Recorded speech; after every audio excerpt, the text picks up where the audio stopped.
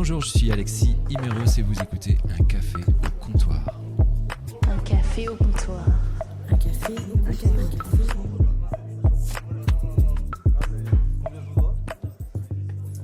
Un café au comptoir. Mon invité du jour a choisi pour nom de scène celui de la fleur la plus communément offerte lors d'un rendez-vous amoureux. À moins que la raison de ce choix n'ait été une forme d'hommage à la couleur préférée d'un grand nombre de petites filles. Oui, même si les temps changent, c'est malgré tout toujours le cas. Enfin, quoi qu'il en soit. C'est grâce à une chanson, une entêtante litanie sous forme de liste, que cette talentueuse artiste a rapidement trouvé son public. Ainsi, elle aurait pu se contenter de cultiver un univers girly à souhait, mais non. Même si tous les éléments étaient réunis pour cela, cette chanteuse à l'esprit folk se sentait plus de points communs avec Janis Joplin qu'avec Céline Dion. Cette auteure, compositrice, interprète a donc livré en 5 albums le témoignage politique de ses désirs, de ses émotions comme de ses turpitudes et des difficultés des années diaboliques qu'elle a traversées. Inutile de faire ici la liste des choses qu'elle a endurées. Elle l'a raconté elle-même dans 2 livres autobiographiques pour évoquer d'abord ses addictions, puis ensuite son combat contre la maladie, le cancer du sein. En 2022, se sentant investie d'une mission pour aider les personnes qui, comme elle, ont aimé souffrir d'être accros, elle a lancé son podcast, Contradiction. Elle y a livré beaucoup d'elle-même, de ses expériences, bonnes comme mauvaises, mais surtout, elle a tendu son micro à d'autres personnes, à des artistes, à des célébrités qui ont accouché de confidences sur leurs addictions passées comme présentes. On a pu y entendre Frédéric Becbédé, Carla Bruni, Joey Starr, mais aussi des spécialistes en addiction, psychologues, tabacologues, des médecins qui ont permis de décrypter avec elle les mécanismes de certains de nos comportements. Aujourd'hui, c'est par le truchement de son 3e ouvrage que la Pink Punk Lady revient sur ses sujets préférés, les sujets traités dans son podcast. Peut-être fallait-il qu'elle passe par l'écrit pour s'assurer de laisser une trace des paroles très importantes délivrées en balado-diffusion. En partie concocté dans sa cuisine, comme une revanche sur le mal, un plat qui se mange froid. Ce livre est peut-être celui qu'elle aurait aimé lire à l'époque où elle connaissait l'acmé de ses dépendances. Elle y exorcise ses histoires d'amour avec la drogue et l'alcool et ouvre la discussion, comme dans ses émissions, à l'autre, aux experts, aux usagers, aux philosophes aussi, montrant la puissance des liaisons dangereuses qui ont squatté sa carrière.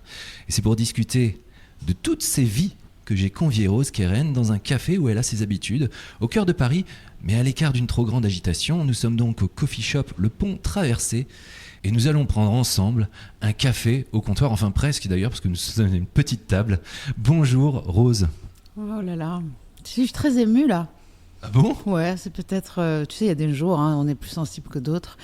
Je sais pas, c'est un peu comme si c'était mon épitaphe.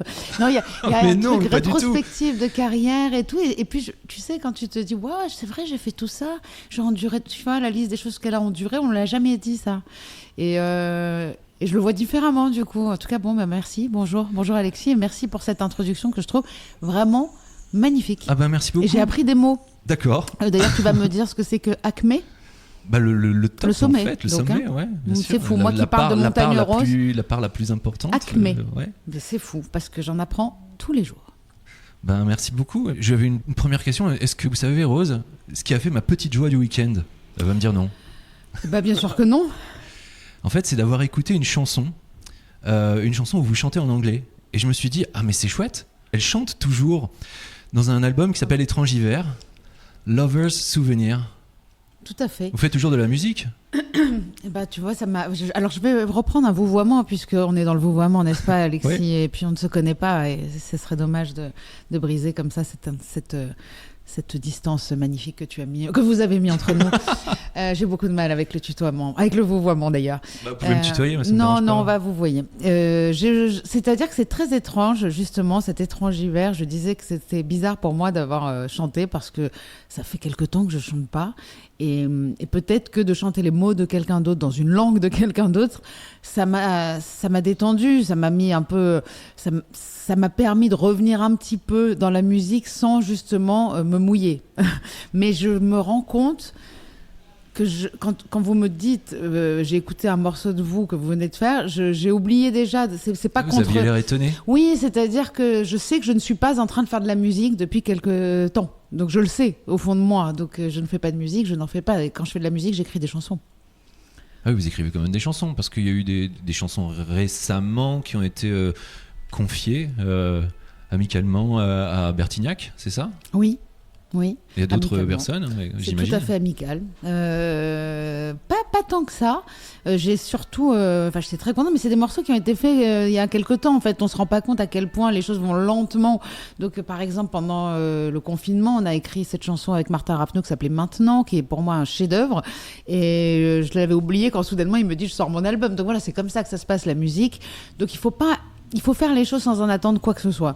Et un jour, elles reviennent. Donc, elles reviennent à vous. Et pour Bertignac, c'était pareil. J'ai écrit cette chanson aussi pendant le confinement. Donc, moi, pendant le confinement, j'étais très prolifique. Notamment, j'ai eu l'idée de ce podcast, Contradiction.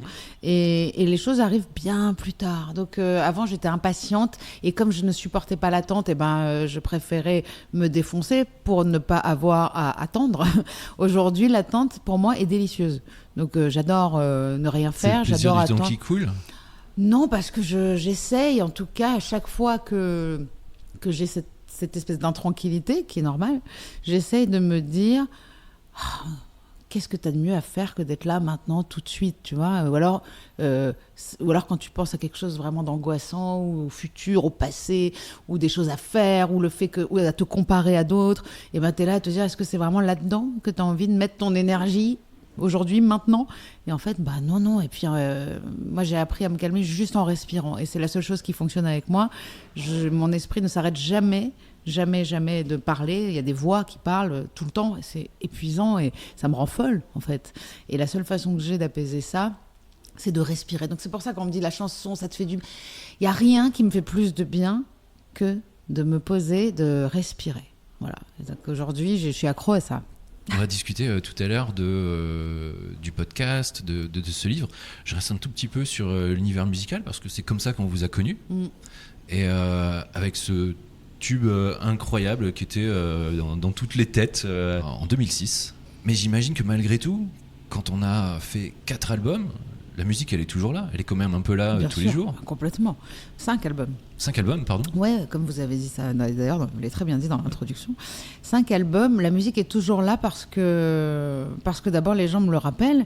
Et donc on me dit cette chanson, et moi-même je redécouvre des choses, des parties de moi. Et puis surtout qu'en ce moment, en plus, je suis peut-être en création, en gestation d'un spectacle. Je dis peut-être parce que je ne sais jamais vraiment où vont les choses, mais je sais que je suis en train de discuter de ça, que j'ai envie en fait de faire une espèce de rétrospective, comme si Rose rembobinait un petit peu à la lumière du présent, de la façon dont je vois les choses aujourd'hui, qui est totalement différente de ce que ce sera demain, mais qui est très différente de ce que c'était en 2006. Donc je revisite mes chansons en ce moment, je relis mes textes et je me dis c'est vraiment impressionnant d'avoir l'impression que c'est une dissociation d'écrire. C'est parfois l'impression de dire mais c'est pas moi qui ai fait ça. Moi, j'ai réécouté tous vos albums pour préparer cette émission. Wow. Et Bravo. je me suis dit, mais en fait, ça a toujours été un travail autobiographique. Mais dès le début, en cachant pas faire certaines choses, autrement. quand on connaît Non. votre vie, après on se dit, ah oui, ça voulait dire ça. Enfin, on va toujours essayer de savoir, mais comment, en fait, ça vient, cette envie d'écrire sur soi ? Je me rends compte que c'est vraiment une nécessité à un moment donné d'écrire. Je me rendais pas compte à l'époque, mais j'avais pas le choix que d'aller balancer sur du papier, parce que c'était du papier, c'était des carnets Moleskine au tout début quand même. Et je me revois écrire la liste, c'était des pages et des pages de choses que je voulais faire avec ce Julien que j'aimais plus que tout au monde, et je pensais pouvoir mourir pour lui. Et c'est fou. C'est la force du premier amour. Ouais, mais c'est fou. Ouais. C'est fou comment on se dit... Ce qui est drôle, c'est qu'on se dit « Oh là, j'étais jeune, j'étais folle ». Et on n'arrive pas à s'imaginer qu'aujourd'hui, on est la jeune et folle de plus tard. Donc, c'est pour les choses pour lesquelles on s'angoisse aujourd'hui, dans 10 ans, on dira « Mais tu te rends compte, ça me mettait dans des états comme ça ». Et c'est ça qui est génial, de se dire qu'on est tout le temps en train d'apprendre et de grandir. Et c'est pas que quand on est un bébé et qu'on apprend à marcher et qu'on tombe et tout ça. Non, toute notre vie, on tombe, on apprend à marcher à d'autres plans de conscience. Donc, à ce moment-là, moi, j'écris la liste. Et pour moi, c'est... Quand vous dites il y avait des choses cachées, tout, non, j'ai toujours écrit premier degré, je suis team premier degré. Et donc tout est premier degré. Quand je dis jeter tout par les fenêtres, j'ai tout jeté par les fenêtres, y compris moi. C'est-à-dire que j'étais sur le point de me jeter. Et mon amoureux m'a retenu par les pieds. Donc l'histoire est folle. Je suis au 6e étage de la place Saint-André-des-Arts. On me tient par les pieds dans le vide. Et on me dit, donc tu veux mourir? Je lâche, je te lâche, je te lâche. Voilà, les gens ne se doutent pas à quel point tout est vrai et la folie est là. Et heureusement qu'il vous a retenu d'ailleurs, parce que sinon, on n'aurait pas eu tout. Il n'y avait pas la chanson sur la liste en plus, ouais. Il est là le côté Janis Joplin, parce que j'ai lu que vous aimez beaucoup cet artiste. Mais heureusement, en fait, à la différence d'elle, vous n'êtes pas morte aussi jeune.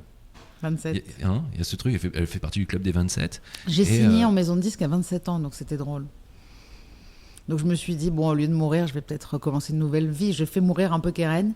Et ce que je raconte dans Kérosène d'ailleurs, mais voilà, Rose est venue un petit peu consumer Keren pour exister. Et c'est la mort, quelque part, de mon insouciance, de la petite fille. J'ai un peu étouffé cette petite fille qui peut-être souffrait trop. Et donc je l'ai un peu bâillonnée. Voilà, et je suis devenue cette... Vous avez besoin de vous mettre dans des cocons pour écrire, peut-être? Oui. Ouais, j'ai besoin de souffrir, j'ai eu besoin de beaucoup souffrir. Et c'est vrai que comme aujourd'hui, alors je dis pas que je souffre plus, c'est pas vrai, j'ai des hauts et des bas comme tout le monde, et j'ai des phases dramatiques.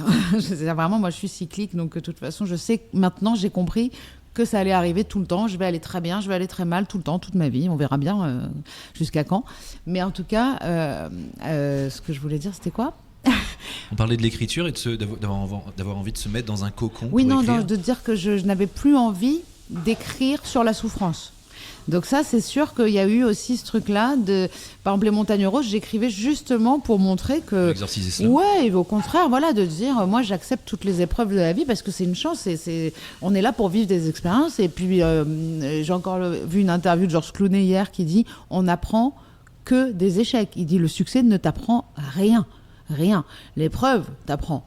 Mais je veux dire, quand quelqu'un vit toute une vie tranquille, en disant j'ai eu de la chance, j'ai pas eu d'épreuve, j'ai pas eu de truc. Moi, personnellement, je suis pas. C'est plat, quoi. J'ai pas envie d'envier ça parce que je crois que malheureusement, il va falloir revenir dans une autre vie pour rebosser. En même temps, il y a quand même des belles réussites dans ce parcours. Ouais. Parce que c'est pas donné à tout le monde de faire cette carrière musicale, de faire cette carrière au niveau de l'écriture de livres. Là, il y en a un troisième. Donc là, on va peut-être sur autre chose, on ne sait pas, mais donc sur un spectacle. Quand vous écrivez, vous vous mettez dans quelles conditions? Parce que là, on est dans un café, alors on s'est mis à l'étage, on est au pont traversé, donc on a la vue sur les gens en face, on a de la chance. En plus, il n'y a personne dans la salle, parce qu'on enregistre un lundi matin. Au poil, si vous voulez être tranquille pour réfléchir, vous êtes là, vous avez besoin de ça, parce que j'ai lu que vous écriviez dans votre cuisine à côté d'un vieux four à pyrolyse, et mais il y a besoin de se sentir rassuré. Un peu dans l'inconfort aussi, moi j'aime bien l'urgence. Donc des fois, quand on est mal assis, on a l'impression qu'il faut faire vite, il faut que ça aille. Moi, comme je suis un peu une sprinteuse, je vais travailler sur un laps de temps très très court. Donc je me mets dans des positions un peu inconfortables pour vite éjecter ce que j'ai éjecté, hop, je m'en vais, quoi. Et donc les cafés, c'est vraiment un moyen pour moi justement de faire différemment, de poser, de regarder les gens et de justement sortir de cet autocentrage que j'ai perpétuellement, et j'ai toujours écrit sur moi. Je n'écrirai que sur moi peut-être, mais au moins j'ai un regard sur le monde, quoi. Parce que là, quand je suis dans mon four à pyrolyse où je me vois plus mon ordi, et en plus avant on écrivait à la main, c'était chouette parce que on était vraiment dans quelque chose, on pouvait pas en sortir, on était pris par la calligraphie. Là, on se retrouve à avoir une fenêtre qui clignote pendant qu'on écrit, une autre, Instagram qui nous appelle, un mail, un truc, parce qu'on écrit sur ordinateur, et l'ordinateur, c'est que des stimuli. Je peux vous prêter mon stylo et un carnet, ouais, si vous voulez. C'est ça qu'il faut faire. Mais de toute façon, je crois que là, en étant ici, Alexis, je me rends compte qu'il faut que je revienne ici avec un carnet Moleskine et que j'écrive. Ouais, parce que je crois que j'en ai ma claque un petit peu de cette façon de on bosser. peut prendre rendez-vous si vous voulez, on fait des séances d'écriture, regardez, Oh, j'en ai même sorti un. Bah, moi j'avais le même, c'est là-dessus qu'il y avait écrit tout mon premier album.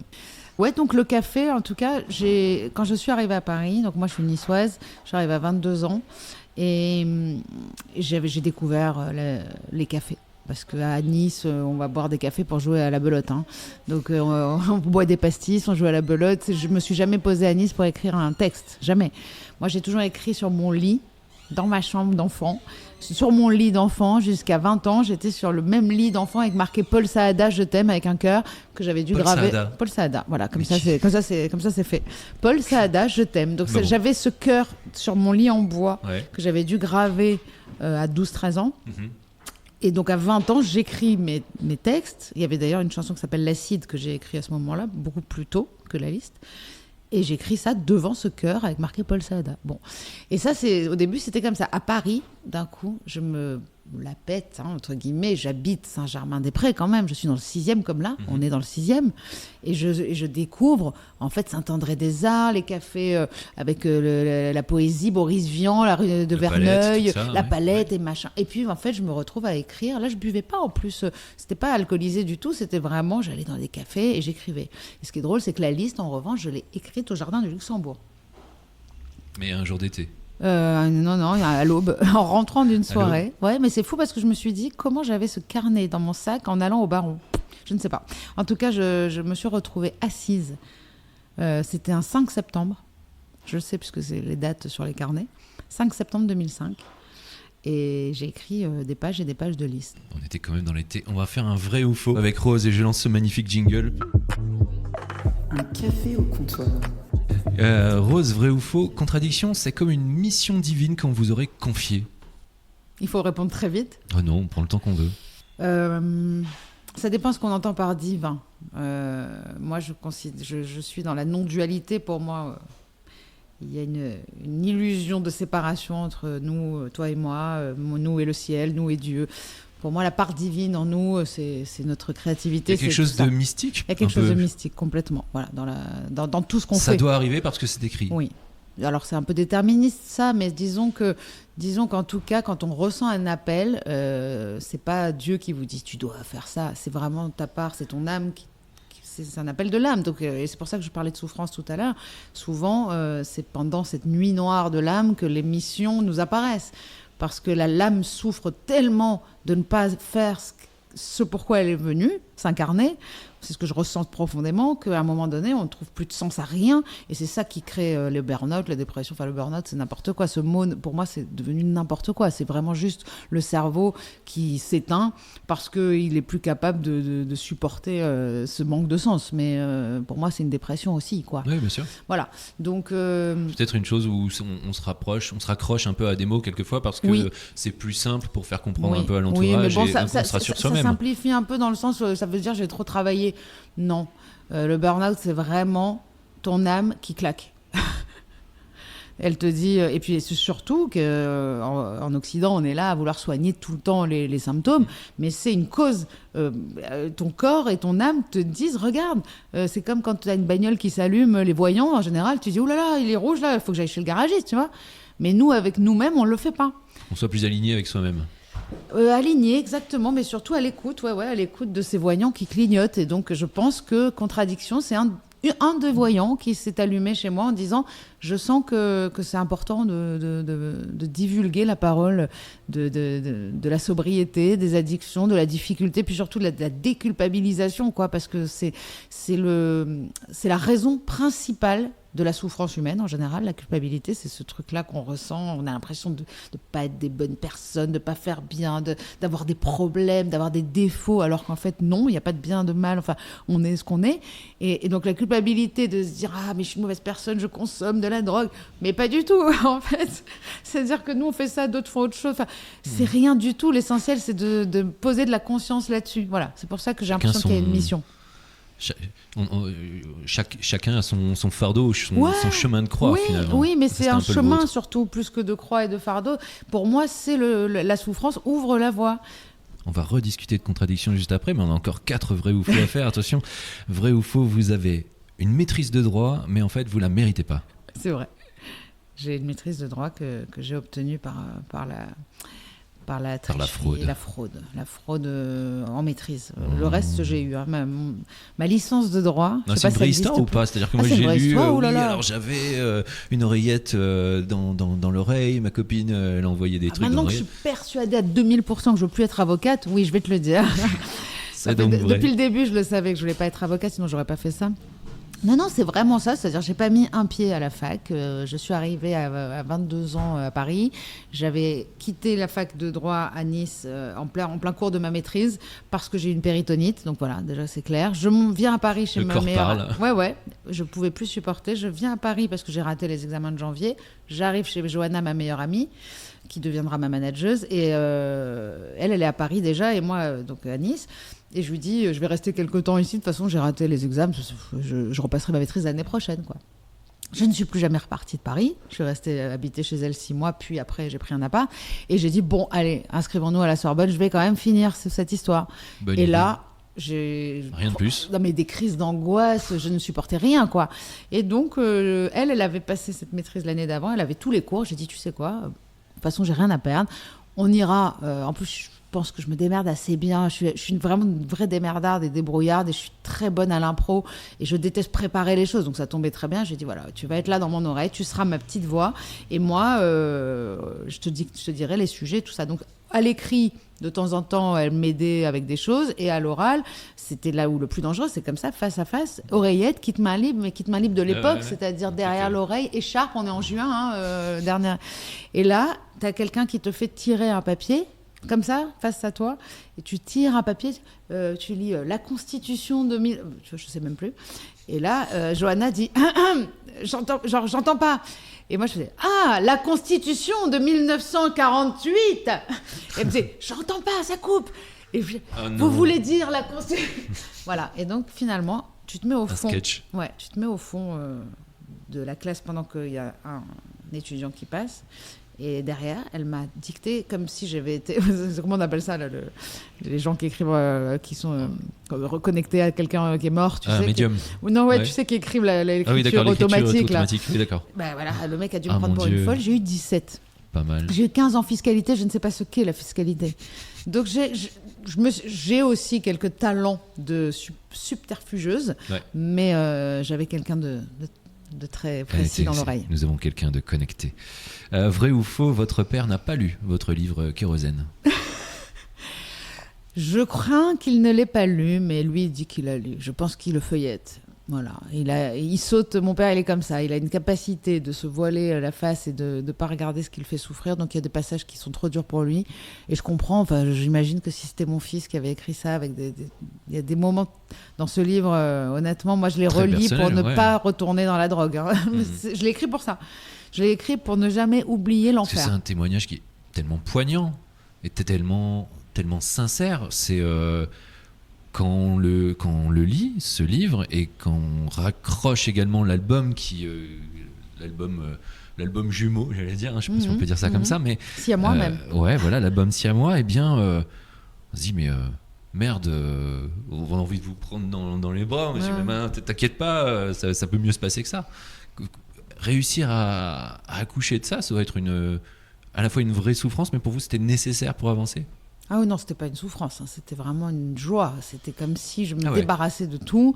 Et puis surtout, il y a l'euphorie des débuts du clean, comme on dit. Donc quand tu arrêtes de consommer des produits, faut savoir qu'avant ça, t'es en survie, hein, parce que t'es en gueule de bois permanente, t'es pas bien, t'es en dépression, t'es accro, t'as envie de cocaïne, tu veux pas en prendre, tu essayes d'arrêter, tu vis un enfer. Et soudainement, tout s'arrête. Et donc, tu as toute ton énergie, tu as toute ta lucidité. Il y avait une espèce de clarté d'esprit qui revenait, qui me mettait dans des états. Et là, j'ai compris aussi pourquoi j'ai consommé longtemps. C'est que mon cerveau ne me laissait plus en paix, en fait, hein, ni la nuit, ni le jour. Ça parle, ça discute, ça se contredit. C'est pour ça, la contradiction, moi, c'est vraiment ce truc-là. C'est des voix contradictoires dans ton cerveau, comme l'ange du bien et du mal, mais en continu sur tous les sujets. Et tu devrais faire ci, pourquoi tu fais pas ça? Ouais, hier soir, j'étais voir Jérémy Ferrari. Et là, je me suis dit, ça va, franchement, tu vas très bien. Parce que lui, c'est des voix lui, il a carrément un diable en lui qui lui dicte des choses horribles, mais des sales choses dégueulasses. Il voit des images de sa mère en train de faire je ne sais quoi avec je ne sais qui, tu vois. Stephen King racontait des choses à peu près pareilles. En fait, apparemment, c'est 2% des suicides, et donc on n'en parle pas du tout. C'est de l'obsession et de la compulsion idéatique, ou je ne sais plus ce que c'est le mot exactement. C'est le fait de créer des images. Ton cerveau crée des images horribles. Alors moi, j'ai pas du tout ça, mais ça discute. C'est comme si il y avait une discussion, un débriefing, une espèce de brainstorming en permanence dans ma tête. je Ah vois oui, très mais bien. machin, mais pourquoi tu fais pas ça? Mais tu pourrais prendre ça, mais Francis, mais attends, mais tu devrais manger ça. Mais non, t'es au régime, mais non. Toute la journée. Voilà. Ça permet de se sentir pas très seul. Hein, Je ne suis jamais seule. C'est pour ça Exactement. que la méditation, au début, je trouvais ça difficile. Maintenant, je trouve C'est ça hyper difficile de ne pas le faire. D'accord. Ben non, parce que c'est vital, en fait. Je devrais essayer, mais moi j'ai trop de personnes à mettre d'accord dans Toi dans aussi, mon tu as cerveau. du TDAH, aussi, t'as découvert le trouble déficitaire de l'attention ou pas? Ouais, je mets pas de mots là-dessus, mais on est beaucoup. On est beaucoup. Vrai ou faux, le jour où vous avez arrêté de boire, vous vous êtes fait tatouer. Les Alors, tatouer pas le quoi, jour d'ailleurs même, pas le jour même, mais Ah, c'est une fausse information. quelques mois après. Ouais. Je me suis fait tatouer la date d'arrêt, donc 11 octobre 2017. Et ce qui est marrant, c'est qu'on est un 11 aujourd'hui et que j'ai bu un verre hier. Et donc je me suis dit, tu vois, je suis très honnête, hein, et que je me suis dit, tiens, je vais recommencer peut-être à arrêter totalement de boire, et on va encore recommencer un 11.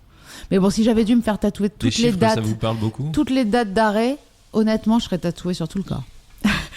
Et il y en a pour qui, finalement, ça leur permet de, je sais pas, d'avoir des reminders d'eux-mêmes, Non, de plein ouais, de choses. ouais. Mais en fait, ça, tu sais, qu'est-ce que ça me rappelle, C'est ce votre seul tatouage? tatouage d'ailleurs ou pas Ouais, tu sais ce que ça me rappelle, ce tatouage? Allons-y. Ça me rappelle l'inconscience que j'avais de croire que je pouvais poser le verre, comme on dit, et puis que c'était derrière moi. C'est-à-dire qu'à partir de... Moi, j'ai fait tatouer ça en me disant, c'est terminé. J'ai arrêté de boire, c'est fini, toute ma vie, je boirai plus, c'est génial.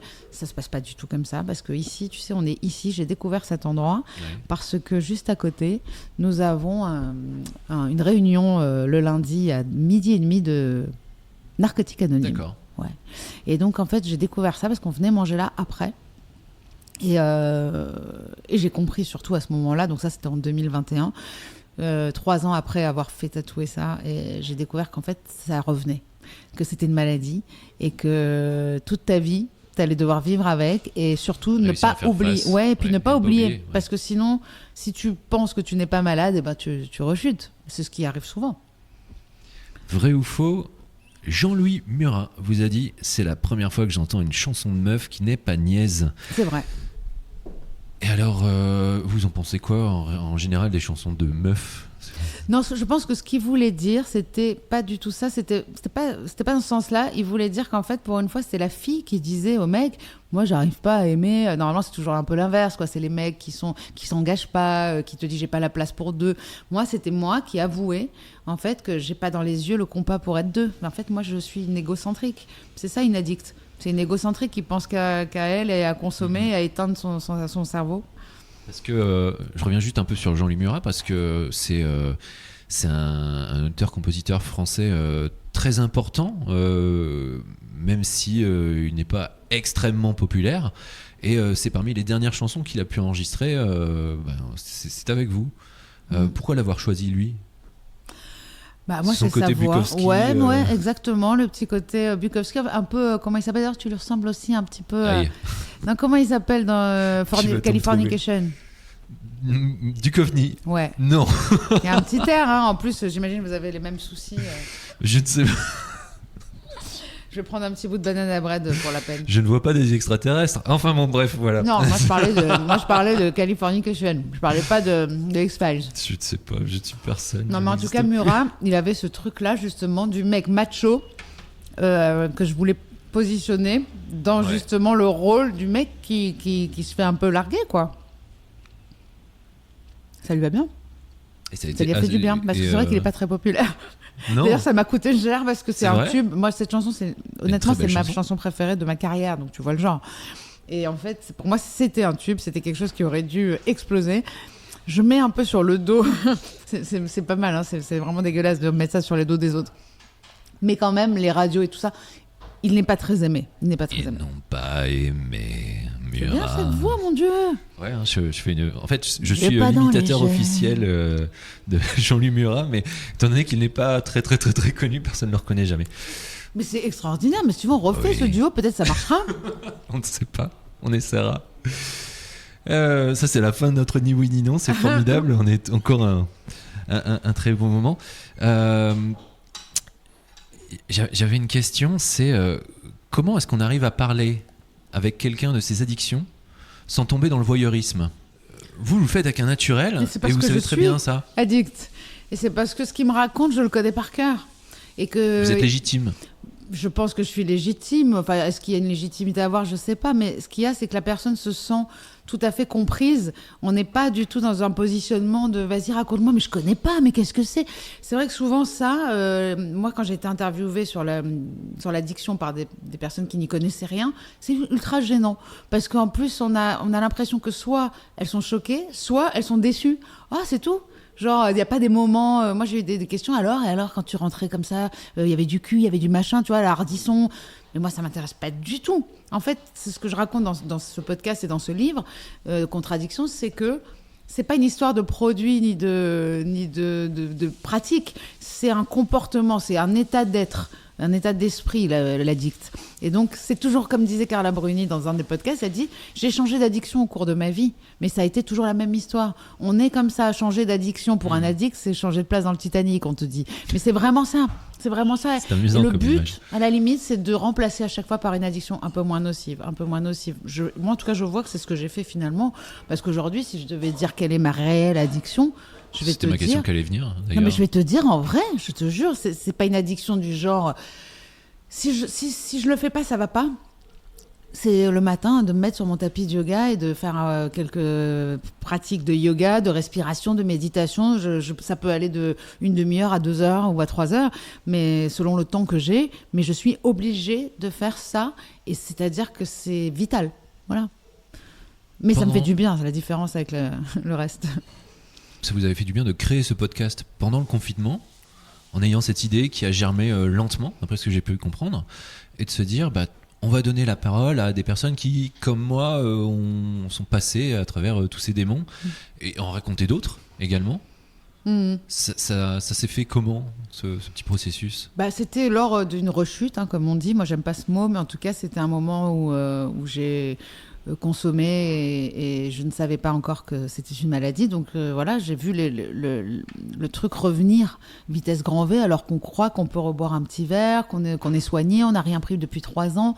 Et donc voilà, c'était à ce moment-là, j'ai dit, mais en fait, le confinement, en plus, donnait vraiment envie de se faire des petits plats, de boire, et je voyais que tout le monde buvait beaucoup plus. Je me dis, alors imagine les addicts, quoi.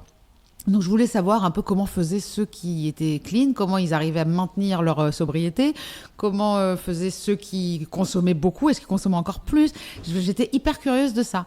Et à ce moment-là, en plus, j'ai découvert les groupes de dépendants, et comme c'était le confinement et que tout était fermé, c'était des Zooms, et je me suis rendu compte que ça me faisait un bien fou de discuter avec des gens qui avaient le même problème que moi. Et donc, je me suis dit, en fait, il manque quelque chose. Il manque vraiment une émission, il manque quelque chose où on est des millions d'addicts et on n'a pas une émission pour en parler. Et vous avez réussi à même faire en sorte que plusieurs célébrités viennent confesser également cela, parler ouvertement de leurs problèmes. Et en ça a été une force. Mais parce que c'est pas un problème. Et que c'est ça aussi que je veux faire comprendre aux gens. Il y a pas, c'est pas manichéen, c'est pas du bien, du mal, c'est pas ça du tout. C'est vraiment, c'est en nous, c'est comme ça, c'est chimique, c'est un déficit de certains neurotransmetteurs, c'est comme ça. Comment est-ce que cette dopamine manquante, je vais aller la récupérer? Comment est-ce que je m'en sors? Comment, à un moment donné, l'addiction, c'était une solution. Le produit est une solution. C'est ça qui nous a fait tenir. Moi, il y en a plein qui te disent, je serais déjà mort si j'avais pas eu cette drogue, parce qu'on en avait besoin. Moi, j'ai découvert des choses parce que ça me calmait, ça me faisait travailler, ça me donnait de la motivation, de l'enthousiasme. De la pêche. Ouais, moi, j'avais vraiment cette tendance à procrastiner très, très forte, qui est de genre, j'ai peur de commencer une tâche. Quand tu as peur de commencer une tâche, la peur, elle annihile tout. Donc, c'est pour ça que tu procrastines, c'est-à-dire que tu as peur. Et quand tu prends un verre, tu n'as plus peur, tu commences la tâche. À partir du moment où tu commences la tâche, la peur s'évapore totalement. Donc c'est un cercle vertueux au début. Jusqu'au moment où, non seulement tu peux plus te passer de ce produit, mais en plus... Le petit verre qui est là à côté. Et en plus, tu procrastines toujours. Tu n'y arrives plus, en fait. Il n'y a rien qui fonctionne. Donc tu te retrouves dans une impasse. Et en fait, tous ceux qui veulent arrêter, tous ceux qui sont venus en parler, c'est vraiment des gens qui, finalement, ont compris l'impasse. Et aujourd'hui, ils ont leur stratagème. Mais on fait que ça. En fait, c'est une vie d'adaptation qu'on a, la vie d'humain. Tu vois, c'est du coping, on appelle ça. C'est vraiment trouver des solutions d'adaptation par rapport à ce qu'on est. Toi, il y a des choses que tu arrives à faire. Moi, je connais des gens qui savent pas changer un pneu, qui savent pas faire un repas. Par contre, ils peuvent sortir major dans un examen où ils ont même pas travaillé. Enfin, tu vois ce que je veux te dire. Et je pense que tout ce qu'on nous dit, la santé mentale, les pauvres, il est bipolaire, le pauvre, il est addict, pas du tout. Pour moi, tous ces gens-là doivent habiter ce monde. S'il y a 2% de personnes bipolaires dans le monde entier, dans n'importe quel pays, il y a 2% tout le temps. Ça veut dire qu'il faut 2% de personnes avec cette créativité-là et ce truc-là. C'est le monde, il fonctionne comme ça. Et c'est pas des erreurs de la nature, tu vois ce que je veux te dire ? Et donc les gens qui décident de venir parler de l'addiction, c'est pas pour parler de leurs problèmes, c'est pour parler de qui ils sont. Et donc ils en ont envie, ils en ont besoin. Tous ces témoignages, ça a donné un livre qui porte le même nom que le podcast, Contradiction. Ce livre, vous le vivez comment ? Moi, je l'ai vu un peu... c'est à mi-chemin entre un journal intime et puis un guide de bonne pratique. Je me trompe ou pas ? Ouais, c'est un livre, moi je le dis à la fin, il est ambitieux et décevant, c'est-à-dire qu'il est à la hauteur de ce que je suis, il me ressemble énormément, il est chaotique, c'est-à-dire que je savais pas par où commencer, il fallait regrouper toutes mes connaissances, il fallait que je puisse ressortir tout ce que j'avais appris, mais c'est un truc que j'ai fait pour moi, encore une fois, c'est tout le temps pour moi que je fais les choses, donc j'en avais besoin, j'ai tellement appris que j'avais besoin je supporte pas en fait ne pas regrouper les choses. À chaque fois je dis je suis éparpillophobe. Je ne supporte pas les choses qui sont un peu partout comme ça. Là je savais que j'avais plein de connaissances, plein de choses que j'avais appris, je voulais tout mettre ensemble pour ne pas oublier. Comme Kérosène aussi un peu. Moi ce que j'aime beaucoup, c'est un peu comme la Bible, le travail de compilation, j'adore. C'est-à-dire qu'ils vous êtes une documentariste de votre vie. Mais parce qu'à l'époque c'était les transmissions orales. Dès qu'on a pu écrire, ça a été merveilleux de pouvoir regarder. Pour moi, les écrits sont merveilleux. Donc l'oral, c'est magnifique. Moi, je parle énormément, mais j'oublie les 3/4 de ce que je dis. Les gens oublient les 3/4 de ce que je dis, et heureusement. Mais quand j'ai regroupé ça, pour moi, c'était parfait. Je voulais avoir un chapitre sur ce qu'est l'addiction. Je voulais revenir sur exactement la description du truc, savoir comment on savait qu'on était addict, quel genre d'addiction il y avait. Voilà, un truc très pragmatique. Après, je voulais étudier un peu pourquoi l'addiction. Donc, ça vient de la contradiction du cerveau. Donc là, on est parti un peu plus dans le côté biologie et puis neurosciences et tout ça. Ce qui est intéressant malgré tout, c'est que c'est fait à la première personne. Oui, mais on monte en grade. C'est-à-dire, on part d'un truc ouais. très, très, très terre à terre. Pour arriver à un dernier chapitre qui est totalement ésotérique. On est sur quelque chose, pour moi, la spiritualité est la seule façon de guérir le mal. Voilà. Donc, parce qu'il n'y a pas de mal. Pourquoi je te dis ça ? C'est parce qu'en fait, grâce à la spiritualité, tu comprends qu'il n'y a pas de mal. Ce n'est pas le mal. Il n'y a pas le mal, il n'y a pas quelqu'un... de toute façon, le mal n'existe pas. Vous êtes contre le côté très manichéen des choses, en fait. Mais parce que c'est la vision de l'addict, la vision binaire de l'addict, c'est soit noir, soit blanc. C'est ça qui fait son malheur. Parce que les choses ne sont pas soit noires, soit blanches, elles sont ça, et ça, et ça, et ça. J'ai l'impression, tu veux de voir les réseaux sociaux, ils doivent être tous très addicts, parce qu'en fait, tout est très bien ou tout est pas bien du tout. C'est des grands malades. Merci. Non, vraiment, vraiment. Moi, j'ai quitté les réseaux sociaux. Je dis souvent, je rate la vie de tout le monde, mais plus la mienne. Ça ne m'intéresse pas de savoir ce que les gens veulent montrer d'eux, qui en général est complètement faux, parce que tu sais très bien que tu veux montrer que la part de toi qui brille. Et moi, ce qui m'intéresse, pourquoi j'ai fait ce podcast, c'est parce que c'est l'ombre qui m'intéresse. Et que c'est grâce à l'ombre, en mettant de la lumière dessus, que d'un coup, on va aller nettoyer des chemins en soi, tu sais, qui étaient devenus caverneux. Si ces parts d'ombre, tu les caches et tu montres que la lumière, ça va faire que s'amplifier en toi. Ça va créer du noir, ça va créer en plus de la culpabilité, parce que tu vas dire, je suis comme ça, mais personne ne le sait. Mais c'est une horreur. Il faut balancer tout, il faut tout sortir, il faut mettre de la lumière. Il n'y a qu'en mettant de la lumière sur le... Tu sais que l'ombre ne survit pas à la lumière. Si dans une pièce il fait sombre, tu balances une torche. Il n'y a plus d'ombre. Il n'y a plus d'ombre. En même temps, l'ombre, c'est quelque chose qui vous rassure, qui vous fait du bien. C'est ce qu'on croit. Non ? En fait, c'est ce qu'on croit. Mais c'est important, les parts d'ombre et tout ça. Mais je trouve qu'elles sont importantes parce qu'elles nous montrent le chemin. Au lieu d'aller toujours vers le chemin où c'est éclairé, je pense qu'il faut aller dans le chemin où justement ça ne l'est pas et aller éclairer ce chemin-là.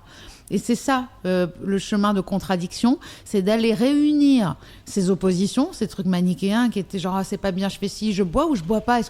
Mais la vie, c'est pas... Ma question dans ma vie, c'est pas... j'ai pas décidé de mettre toute mon énergie, comme je t'ai dit tout à l'heure, dans est-ce que je bois aujourd'hui ou est-ce que je bois pas ? Non, la question, c'est est-ce que j'ai besoin de ça pour vivre ? Vous êtes porteuse de bonnes paroles ? Vous voyez un peu comme ça ? En fait, là, aujourd'hui, j'ai l'impression que moi, je m'inspire de plein d'autres gens qui me font du bien. Des choses de tout genre, que ce soit de l'hindouisme, du bouddhisme ou alors du développement personnel, alors que j'aime pas ça, je déteste ce mot. Mais par exemple, Franck Lobvé, que je vais inviter le mois prochain, c'est un conférencier, auteur qui peut être considéré comme un gourou un peu chelou. Et en même temps, moi, je trouve que ce qu'il raconte, c'est la lecture inclusive du monde, c'est-à-dire arrêter de dire c'est ça ou ça. Parce que c'est pas ça. Est-ce que toi, tu es généreux ou radin ? On est les deux. Il y a des moments, je suis ultra généreuse et je donne de ma personne et les gens me disent mais merci, grâce à toi et machin. Et des moments, je ne pense qu'à ma gueule. C'est comme ça. On aborde de la nuance. Mais on est tout exactement. Voilà. De la nuance. Et ça soigne la nuance. On va faire un petit épisode un peu folie. On va imaginer qu'en fait, vous avez eu une toute autre vie. D'ailleurs, vous auriez fait quoi si vous n'aviez pas été artiste ? Moi, aujourd'hui, là, j'ai un truc qui me passionne. En fait, je me rends compte que c'est vraiment la science, les neurosciences, la médecine aussi. J'adore regarder les opérations à cœur ouvert. Je pense que j'aurais adoré. Alors, je dis toujours, j'aurais aimé être avec un chirurgien, tu vois. Mais j'aime beaucoup l'idée de connaître le fonctionnement du corps. Soit, alors bon, c'est vrai que c'est difficile de passer médecine avec une oreillette. Non, peut-être pas médecine, mais même astrophysicien. Tu vois, j'aurais aimé avoir ce talent-là, être Einstein, quoi. Tu vois, être Asperger, voilà, ce genre de truc. Au lieu d'être TDA, j'aurais aimé être Asperger. Faut toujours s'en rapprocher à quelque chose. Ouais, c'est vrai. Hein, mais on va imaginer que vous reprenez un café, et je vais vous poser 3 questions pour voir si vous pourriez éventuellement accéder à cet examen fictif pour tenir un café. Qu'est-ce qu'une boisson no low? No low. No low. Low, tu l'écris comment? L-O-W. C'est pour ça que j'ai mis l'accent. No Low. low. Hey, you want a no low, baby? Je ne sais pas. Eh bien, c'est no alcohol. Low Ah, no low, alcohol. N-O-L-O. Oui, Oui. c'est écrit N-O-L-O-W. Ah, ok, d'accord, oui, c'est No boisson alcool, sans- low alcool. Oh là là, pardon, ouais, ok. C'est Tu tendance. vois comme quoi? Vous avez goûté les vins sans alcool? Je déteste ça. moi. Voilà, merci. Et Quelle horreur. De toute Ça, façon, c'est- si on boit pas d'alcool, le c'est but n'est pas particulier. d'aller essayer de trouver des trucs qui ressemblent. Hein. Je vois pas j'entends. l'intérêt. Le café viennois, la définition du café viennois. Le café viennois, c'est un truc avec de la chantilly. Gagné. Et un peu de poudre de cacao. Ouais. Vous en avez 1 sur 2. Et parce que vous aimez écrire, bistrot, vous l'écrivez avec ou sans T à la fin? Sans. Vous êtes sûr? Ouais. Bah, vous avez raison, mais vous avez tort en même temps. On peut écrire les deux. Ah, Voilà. mais moi, Ouais. je veux Et pas ben- mettre de thé. Pourquoi pas? Voilà. Voilà. Comme alcoolo. Bistrot, ça fait très piccolo. Hein. Alcoolo. Hein. Ouais, c'est bistrot parce qu'il y a les bistrotiers, les bistrotières. Ah oui, bien voilà. sûr, bien sûr. Voilà. Bien sûr. Et Ça alcoolier. vient de ça. Bah écoutez, merci beaucoup d'avoir participé à un café au comptoir. Je rappelle donc l'actualité, c'est ce livre, Contradiction, qui est la suite logique et écrite du podcast Contradiction, podcast qui continue, qu'on peut écouter un peu partout sur toutes les bonnes plateformes de téléchargement de podcasts. Et nous, on va aller prendre ensemble un café au comptoir, d'accord? Merci beaucoup, Alexis. Merci Rose. Vous avez écouté Un café au comptoir. Petit mot habituel de chaque fin de podcast, eh bien, allez sur Apple Podcast, mettez 5 étoiles, c'est encore mieux. Et puis surtout, laissez-nous un petit mot pour expliquer comment c'était bien ce podcast, comment vous l'avez aimé. Vous mettez n'importe quel pseudo, on s'en fout. En tout cas, nous, ça nous offre de la visibilité. Allez partager ce podcast avec vos amis, vos collègues, votre famille, allez, qui vous voulez. En tout cas, merci d'être ici et à très très très très bientôt pour un nouveau café au comptoir.